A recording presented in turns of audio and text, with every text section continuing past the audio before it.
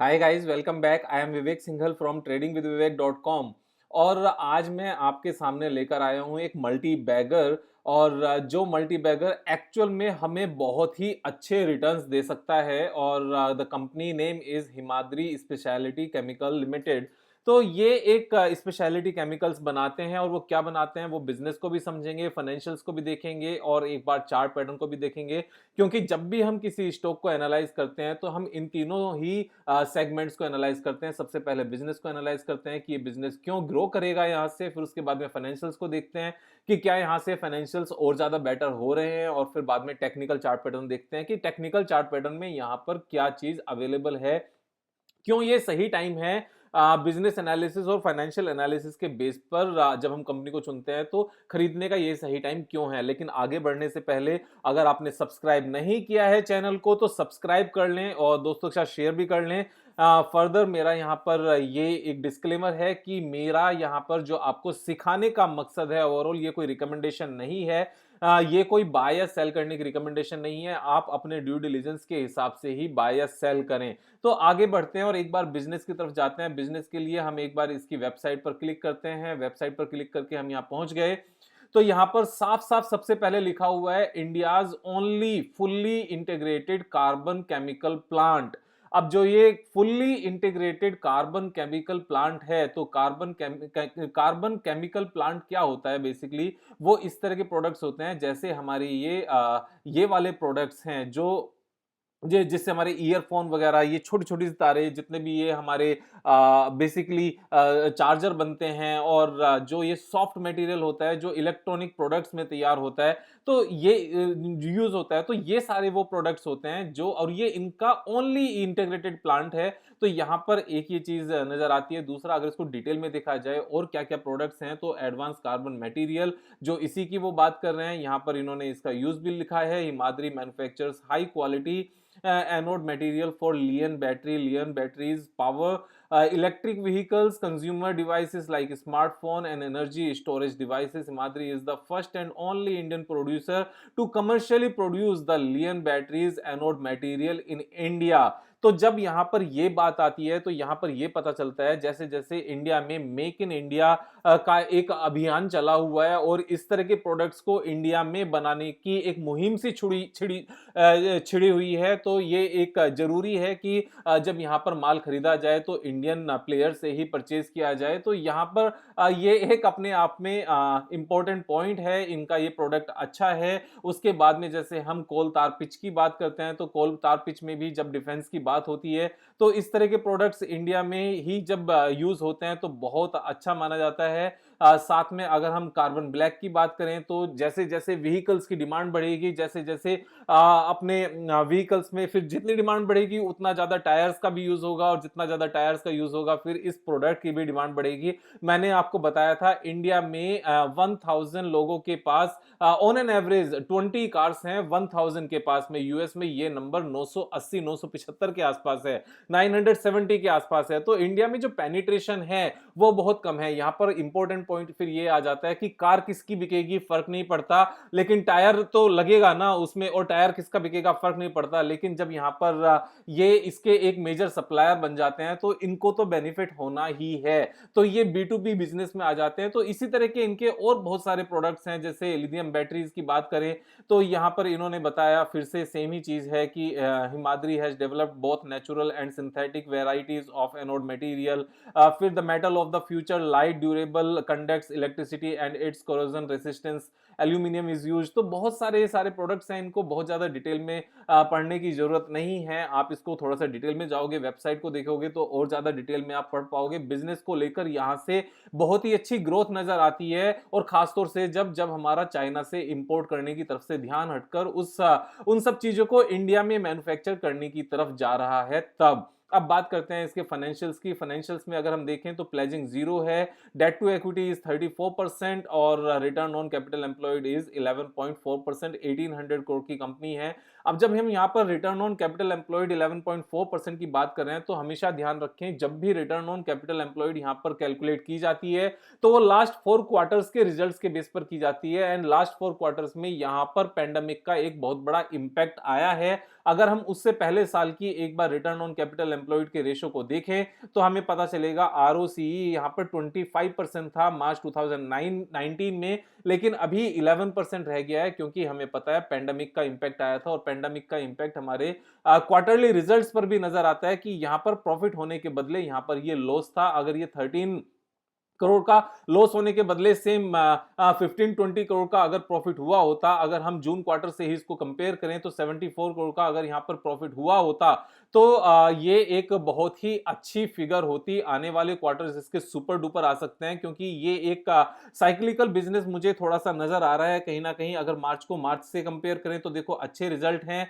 जून को जून से कंपेयर करें तो यहां पर माइनस है, फिर उसके बाद में सितंबर के बदले सितंबर में क्योंकि यहां पेंडेमिक का इंपैक्ट था, लेकिन दिसंबर के साथ की फिगर्स हमारी इक्वल हो गई हैं और दिसंबर से दिसंबर को कंपेयर करते हुए यहां पर जो रेवेन्यू है वो भी ज्यादा हो गई है, दिसंबर से दिसंबर कंपेयर करते हुए ऑपरेटिंग प्रॉफिट भी ज्यादा हो गया है। और एक और जो बहुत इंपॉर्टेंट पॉइंट है कि जो पहले 12 करोड़ का इंटरेस्ट जाता था वो सिर्फ 7 करोड़ का रह गया है। यहां पर ये एक इंपॉर्टेंट पॉइंट है कि लगातार इंटरेस्ट यहां पर कम होता जा रहा है। 3 साल पहले जो इंटरेस्ट पे होता था एक क्वार्टर का 19 करोड़, अभी वो सिर्फ 7 करोड़ का होता है और जो डेप्रिसिएशन 8 करोड़ का था वो अभी 12 करोड़ का होता है। यानी कि यहां पर इन्होंने फिक्स्ड एसेट्स बढ़ाई हैं। फिक्स्ड एसेट्स बढ़ाने के लिए हम यहां पर जाकर देख सकते हैं फिक्स्ड एसेट्स जो पहले मार्च 2019 में 1170 करोड़ की थी वो अभी 1475 करोड़ की हो गई, यानी कि 300 करोड़ से इन्होंने फिक्स्ड एसेट्स को बढ़ाया है। इससे इनकी कैपेसिटी इंक्रीज होती है।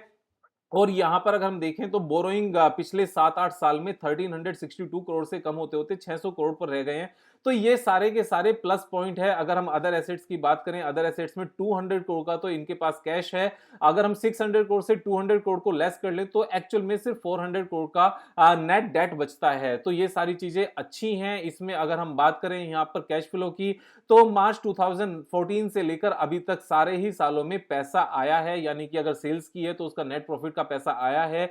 अगर हम प्रोमोटर्स की होल्डिंग की बात करें तो यहां पर ये 45.44% नजर आता है, लेकिन अगर यहां पर देखें तो बीसी इंडिया इन्वेस्टमेंट की इसमें 24.64% की हिस्सेदारी है जो कि एक्चुअल में एक तरह से प्रमोटर जैसी ही होती है। तो यहां पर 24.64 अगर इसमें ऐड कर लें तो यहां पर देखने को मिलता है कि ये ऑलमोस्ट 70% हिस्सेदारी प्रोमोटर्स के पास है, बाकी पब्लिक के पास है। पब्लिक के पास जो हिस्सेदारी है वो थोड़ी सी ज्यादा बटी हुई नजर आ रही है। यहां पर डीआईआई ने यहां पर जो पहले सितंबर में था अभी नहीं है, और एफआईआई के पास तो थोड़ा सा इंक्रीज हुआ है इस पूरे टाइम में, लेकिन बहुत ज्यादा था ही नहीं और अभी भी नहीं है, सिर्फ इतना ही इंपैक्ट है। तो कुछ खास ज्यादा डिफरेंस नहीं है। लेकिन यहां पर इंपॉर्टेंट पॉइंट ये है कि प्रमोटर्स के पास 70% हिस्सेदारी है और जितना भी यहां पर बेसिकली जो बोरोइंग है भी, बोरोइंग का बढ़ने का, बोरोइंग रहने का रीजन अगर देखें तो यहां पर 300 करोड़ का इन्होंने फिक्स्ड एसेट्स बढ़ाया है। उसके साथ में 130 ये यहाँ पर सीडब्ल्यूआईपी भी थोड़ा सा इंक्रीज हुआ है और जो कैश है 200 करोड़ का कैश भी अवेलेबल है। तो ये लोन एज सच कोई लोन नहीं है। चीजें यहाँ से अच्छी है। सबसे अच्छी बात क्या है, अगर हम प्रॉफिट एंड लॉस स्टेटमेंट की बात करें तो कंपनी को ग्रो करना आता है। 376 करोड़ के रेवेन्यू से इंक्रीज करते करते 2400 करोड़ के रेवेन्यू तक पहुंचे हैं, और अगर नेट प्रॉफिट की बात करें तो 47 करोड़ के नेट प्रॉफिट से इंक्रीज करते करते 324 करोड़ के नेट प्रॉफिट तक पहुंचे हैं। उसके बाद इंपैक्ट आया है यहां पर पेंडेमिक का, लेकिन पेंडेमिक का इंपैक्ट यहां पर खत्म होते हुए नजर आ रहा है। इस क्वार्टर में पिछले साल के सेम क्वार्टर से नंबर्स थोड़े से अच्छे आए हैं और आगे चल के फिर अच्छे आएंगे। इनका इंटीग्रेटेड प्लांट भी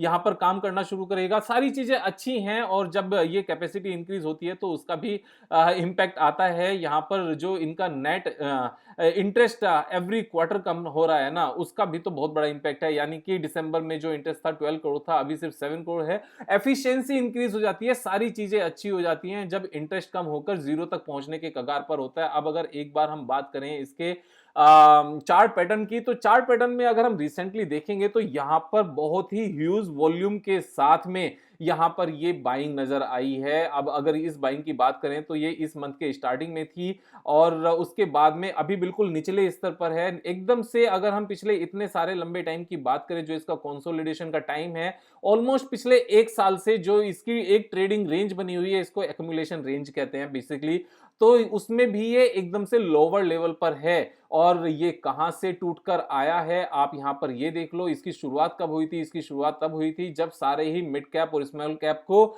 लार्ज कैप फंड से निकालने की गाइडेंस आई थी सेबी की, तब ये यहां पर ट्रेड करता था 195 पर। और जब सारी चीजें यहां पर अच्छी होती नजर आ रही हैं, वापस से चीजें यहां से डिमांड में आनी शुरू हो रही हैं, और ये वॉल्यूम देख रहे हो आप, ये वॉल्यूम अपने आप में बहुत कुछ कहता है, क्योंकि सेम वॉल्यूम इससे पहले कब आई थी वो आप यहां पर देख लो। इससे पहले सेम वॉल्यूम आई थी आपकी 2016 में, सेम साइज की यहां पर वॉल्यूम थी 2016 में। ऐसे ही डाउनसाइड आने के बाद में, ऐसे ही इसी तरीके से एक रेंज में रहने के बाद में, और जब यहां से चीजों को चलना शुरू हुआ था, आप ये देखोगे 16.55 से जब चलना शुरू हुआ था तो 196 तक पहुंचा था। कितने साल लगे थे इसमें? सिर्फ और सिर्फ 2 साल लगे थे, फरवरी 16 से लेकर और जनवरी 18 तक। 2 इयर्स में 16 रुपीस की चीज आपकी 196 हो गई थी, यानी कि ऑलमोस्ट 12 टाइम्स हो गई थी। तो सेम स्टोरी यहां पर नजर आती है। तो क्योंकि जब इस तरह की चीजें चलती हैं, कंसोलिडेट होकर नीचे आकर कंसोलिडेशन, उसके बाद माल भरा जाता है, वॉल्यूम आती है, चीजें अच्छी नजर आती हैं, उसके बाद में वो लास्ट का जो हाई होता है ना, वहां पर रुकती नहीं है। लेकिन लास्ट के हाई तक पहुंचने में अगर आप देखोगे कितना टाइम लगा था इस पर्टिकुलर पॉइंट से लेकर यहां से लास्ट टाइम हाई तक पहुंचने में, इसको इतना सा टाइम लगा था, यानी कि 191 डेज में ये 200% का इसने ग्रोथ दिखाया था। और इससे पहले जो हाई था वहां तक पहुंच गया था, यहां से जब जहां से वॉल्यूम आई थी वहां से लेकर 6 मंथ्स में 200%, यानी कि 3 गुना शेयर प्राइस हुआ था। 13.4 से लेकर ये प्राइस हुआ था 42 तक। सेम स्टोरी यहां पर भी नजर आती है। यहां से यहां तक पहुंचने में मुझे बहुत ज्यादा टाइम लगता हुआ नजर नहीं आता। सबसे पहले तो एक बार पोटेंशियल गेन देख लेते हैं। यहां से पोटेंशियल गेन नजर आता है 367% का, और ये कब तक है? ये है जब तक यहां पर लाइफ टाइम हाई नहीं पहुंच जाता। इस तरह के शेयर को अगर 5 साल रख लिया जाए, 4-5 इयर्स रख लिया जाए, तो यहां से 10 गुना होने तक का दम रखता है। 4-5 इयर्स 10 टाइम्स का यहां से पोटेंशियल नजर आता है। क्यों? क्योंकि सेम स्टोरी है जो इससे पहले हुई थी। उस टाइम पर भी क्या हुआ था, मैं आपको एक चीज दिखाना चाहता हूं। यहां पर जब हम एसेट्स को इंक्रीज करने की बात करते हैं, तो हम यहां पर अगर देखें तो फिक्स्ड एसेट्स की जब हम बात करते हैं तो सेम ही स्टोरी यहां पर थी कि 2011 के बाद में 2012 एंड 13 तक, और ये यहां पर जो मार्च के बाद में ये वाली जो यहां पर ग्रोथ आई थी, ग्रोथ मतलब जो इनकी कैपेसिटी एक्सपेंशन हुई थी, कैपेसिटी एक्सपेंशन के बाद में यहां से सेल्स भी इनकी लगातार ग्रो की होगी। यहां से लगातार सेल्स के साथ में यहां पर सेल्स का इंपैक्ट उतना नहीं आया, लेकिन बाकी अगर यहां पर सेल्स का इंपैक्ट इसलिए नहीं आया क्योंकि जो इंटरेस्ट कॉस्टिंग थी ना, वो इनकी बहुत ज्यादा बढ़ गई थी यहां पर जब इनका नया प्लांट लगा होगा। और इंटरेस्ट आज की डेट में जो पे करना है वो लोएस्ट लेवल पर है ट्रेलिंग 12 मंथ्स में। तो जो बैलेंस शीट है वो यहां से बहुत ज्यादा इंप्रूव हुई है। लेकिन टेक्निकली हम इस चीज को देख रहे हैं तो यहां पर जब ऑपरेटर इस शेयर को लेकर चलता है तो वो यहां पर छोड़ता नहीं है और कई गुना होता है। तो मेरा मिनिमम टारगेट, मेरा पर्सनल टारगेट में अगर बात करूं तो मेरा मिनिमम टारगेट 196 है जो ऑल टाइम हाई है, और मुझे नहीं लगता यहां से यहां तक पहुंचने में इसको 2 साल से ज्यादा लगेंगे। This is my personal observation. जब चीजें नीचे आके बेस बना के हैवी वॉल्यूम के साथ एक्यूमुलेट होकर चलना शुरू करती हैं तो लाइफ टाइम हाई तक पहुंचने में 2 साल से ज्यादा कभी नहीं लगते। तो मेरा आज का टारगेट, ये आज का जो स्टॉक है वो यही है। कल फिर मिलेंगे एक नई वीडियो के साथ, तब तक सब्सक्राइब भी कर लेना, दोस्तों के साथ शेयर भी कर लेना, और तब तक खूब सारे मजे भी करना। Thank you so much, have a nice day.